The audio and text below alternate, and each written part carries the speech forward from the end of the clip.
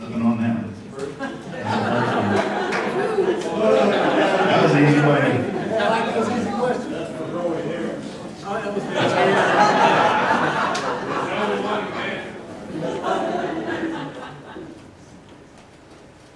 Okay, this is a series, actually two small questions. We'll start with Mr. James.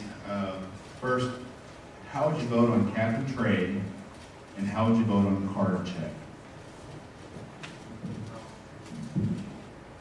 That's a very easy question. Vote no on both. I think cap and trade is a job killer. And let's just hope that if it does get passed in this lame duck session after November, we have to repeal it because it's going to cause us jobs, period. And as far as card check, I also disagree with that completely. It's the wrong way. Actually, it's a bad piece of legislation, and it's just to help unions and to force them more into our manufacturing facilities and our schools and everything else. So I vote no against both. Thank you.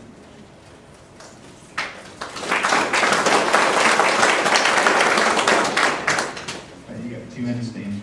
We'll give you 3 minutes. Cap and tax will do nothing but get us farther in this recession than we are now. If we do not stop punishing the job creators, then we're not going to provide jobs, and we're not going to get out of this recession.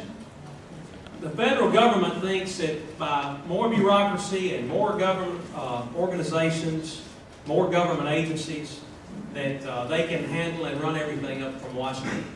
But folks, Washington does not know best. Cap and trade is, as Don said, a job killer. Card check, I think we can go back to the federal government bailing out the automotive industry as rewarding the unions for getting President Obama elected. Card check is another reward to the unions because it takes away that secret ballot voting. I think it's another title is Employee Free Choice Act. Same thing. It's bad for the economy. It's bad for creating jobs. Folks, we don't have a revenue problem in this country. We got a spending problem. If we want to get this economy moving again, we need to put gas in the engine, small business. We've been endorsed by NFIB, National Federation of Independent Business, the Chamber of Commerce, business groups that know what it's like to get the driver back in the driver's seat, and that's small business. Both of these things will hurt this economy, and we've got to both help. Thank you.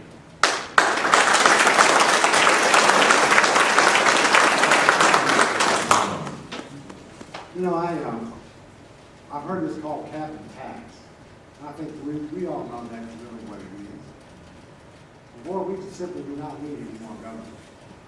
I don't know how many are familiar with the fact that we have over 1,000 federal agencies, bureaus, and organizations at the federal level that already make 80,000 rules, regulations, and laws that we have to follow.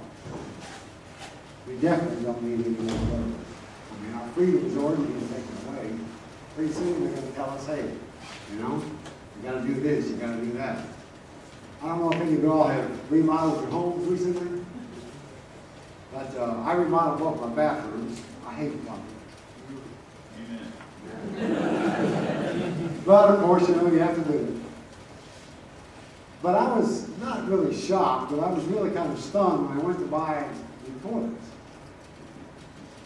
You know that you can't buy a toilet any more than 1.6 gallons of water. Isn't that ridiculous? And now we're talking about another tax, another regulation. And as far as the empty thing goes, look, if I put my name down on there and I say I only need 5,000 people to sign it, okay, and I'd say, but you've got to leave it there forever. And that's really what that card thing said. You have to leave it there forever. I think sooner or later, I'll get 5,000 votes. You see, this is just another trick by the unions to take over our manufacturing and to force our businesses out of business.